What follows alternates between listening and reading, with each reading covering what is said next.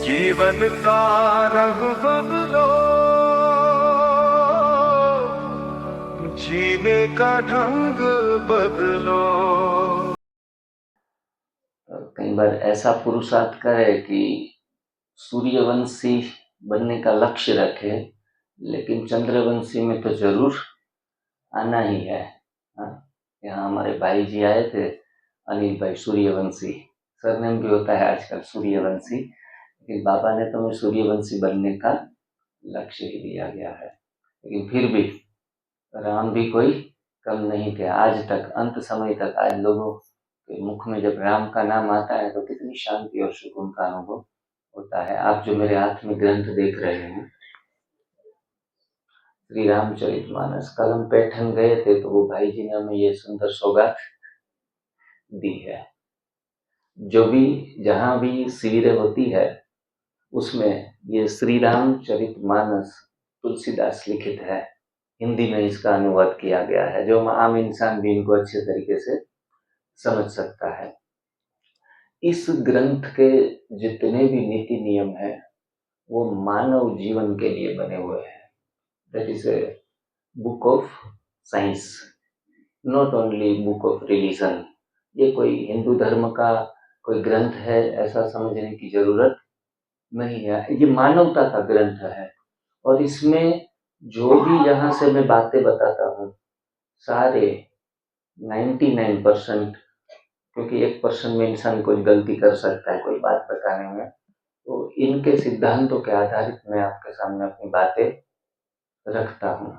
मतलब मेरी खुद की बनाई गई नहीं, लेकिन एक आदर्श, खास करके ये हिंदुओं में ये पवित्र ग्रंथ माना जाता है। हिंदू लोगों ने इनको खूब अच्छे तरीके से पढ़ा है, इसके बारे में अनुवाद किया है और काफी कुछ अपने जीवन में उतारा है।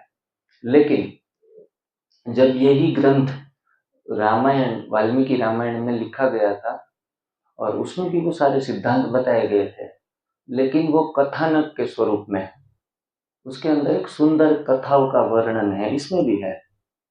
आप पढ़ेंगे अवश्य, अपने घर में ये ग्रंथ रखने जैसा है। जिसको पढ़ने का शौक है, अपनी लाइब्रेरी है या घर में पुस्तकें रखते हैं, तो ये अवश्य रखें। माना कि भक्ति मार्ग का ग्रंथ है, लेकिन भक्ति मार्ग में भी गुह्य भाषा में कुछ न कुछ अच्छी बातें बताई गई है। वो अगर हम अपने जीवन में अनुशासित कर ले तो हमारा जीवन परिवर्तन हो सकता है, जीवन बदल सकता है। इतना ये सुंदर पवित्र ग्रंथ है तुलसीदास लिखित। लेकिन वाल्मीकि ने जो वर्णन किया और हमने रामायण कथाएं अच्छे कथाकारों के माध्यम से सुनी और 2500 साल ड्रामा प्लान अनुसार फिर उतरती कला में हम सिर्फ और सिर्फ कथाएं सुनते आए। वो चाहे राम का वनवास हो या राम रावण का युद्ध हो, वो चाहे लव और कुश का कथाएं हो, सिर्फ और सिर्फ कथाएं के बाहर हम निकल ही नहीं पाए। अगर हम कथाओं के माध्यम से जो हमें उपदेश बुद्धिजीवी वर्ग, जो हमारे ऋषि मुनि बुद्धिनिष्ठ लोग कहना चाहते थे, वो हम पकड़ नहीं पाए, इनके कारण हमारी गति नीचे आई।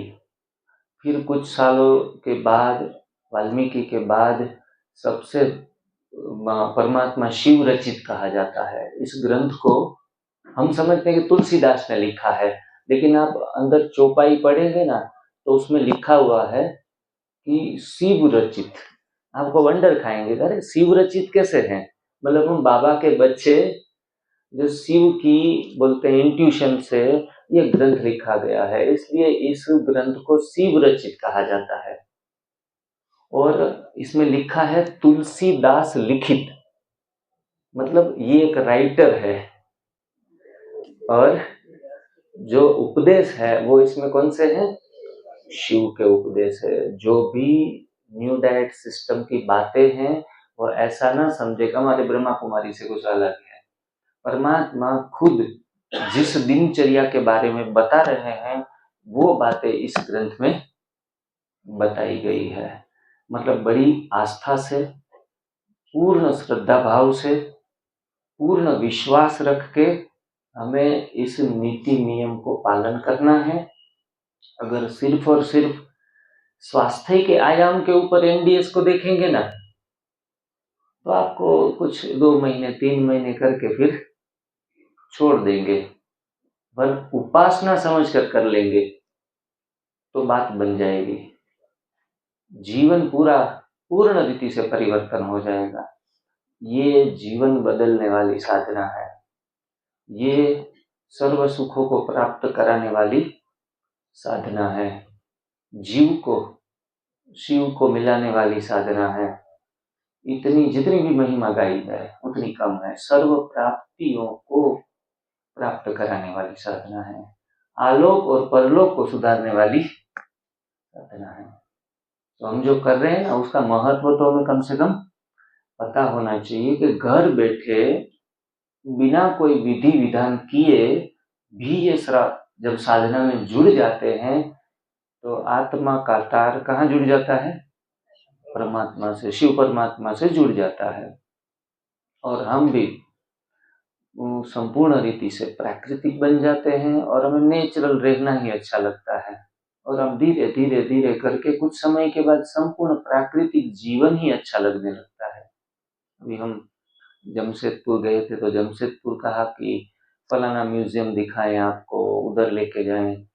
तो मुझे बहुत ज़्यादा ऐसा घूमना फिरना और किसी ने कोई महल बनवा दिए या कोई ऐसी गार्डन बनवा दिए, तो ऐसी चीज़ों में घूमने के बदले प्रकृति में घूमना अच्छा लगता है। तो जब हम पहाड़ों के बीच गए और पेड़ पौधे बहुत थे तो उधर एकदम हम रिफ्रेश हो गए। वो भाई हमें आधा पौना घंटे ढूंढते रहे, भाई जी किधर चले गए। लेकिन आधा घंटा एकांत में जब हम प्रकृति के बीच जाते हैं ना, पेड़ पौधे के बीच में, तो बिल्कुल ही अंदर से हल्कापन महसूस होता है। तो कभी कभी स्वास्थ्य के अंतर्गत भी खुद के लिए 1 घंटा 2 घंटा एकांत पालो और एकांत में प्रकृति के बीच में चले जाओ, जहाँ कोई कंडीशनली लव नहीं है। और वहाँ अभी विदेशों में तो पेड़ों को हग करते हैं, पेड़ होता है ना, उसको गले लगाते हैं। आप फीलिंग भी देखेंगे, आपने शायद किया होगा नहीं किया होगा, लेकिन अगर पेड़ पौधों के बीच में जाकर छोटे छोटे गमले में भी अगर छोटे पौधे भी हैं, आप बड़े प्यार से उसको पानी पिलाएंगे, हाथ फेरेंगे, आपके साथ बोलने लगेंगे। और साइंटिस्टों ने तो वहां तक प्रयोग किए हैं कि अगर गुस्से से, नफरत की भावना से पौधे के पास बैठकर उसके प्रति हेट के वाइब्रेशन देंगे, सूख जाते हैं पौधे। और जबकि बड़े प्यार से, संवेदना के साथ आप जब बिहेव करते हैं तो वो पेड़ पौधे में फसल भी अच्छी आती है और वो आपके सामने हम हमेशा हरे भरे और खिले रहते हैं। मतलब वो आपके वाइब्रेशन को पहचान रहे हैं, पेड़ पौधे भी। इतनी एक भाई जी थे, उन्होंने पूरा जीवन इस विषय में झोंक दिया था। उन्होंने एक बार एक कांटा, जिसमें कांटे उगते थे, ऐसे कोई पत्तियों वाला झाड़ था, तो उनके पास जाकर काफी समय तक ऐसे किया था, आप तो बहुत अच्छे हो, आपके अंदर ये कांटे जो दूसरों को चुभते हैं ना, वो धीरे धीरे करके नष्ट हो रहे हैं। अब आपके अंदर एक भी कांटा बचा हुआ नहीं है, आपके पास हर व्यक्ति बड़े प्यार से, स्नेह से आ रहा है। पहले बच के आ रहा था कांटे वाले वृक्ष के पास, अब स्नेह। तो वंडरफुल ये हुआ, ये सच कहानी है, ये कोई झूठी कहानी नहीं है। और कुछ समय के बाद उसमें कांटे आने बंद हो गए थे। ऐसे भी प्रयोग हैं, साइंटिस्ट तो हर बात को गहराइयों से देखते हैं।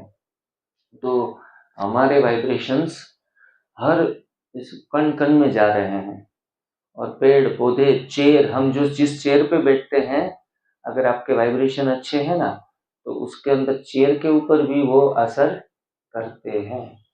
वही चेयर पे आकर अगर दूसरा व्यक्ति आकर बैठ जाएगा तो वो भी चेयर पे बैठते ही सुकून का अनुभव कर सकता है। और अगर आप उल्टा करेंगे तो आपकी जगह पर कोई आकर बैठेगा ना, शांत स्वरूप आत्मा, तो उनका खून भी खोलने लगेगा, बोलते कोई गलत जगह पर बैठ गए हैं।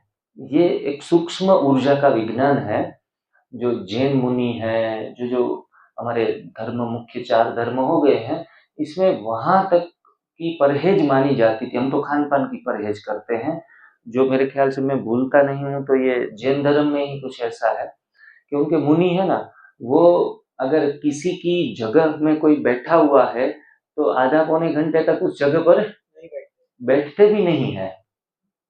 कितना अपनी ऊर्जा का ध्यान रखते हैं कि मैं कोई गलत इंसान की कोई गलत वाइब्रेशन में भी बैठ ना जाऊं।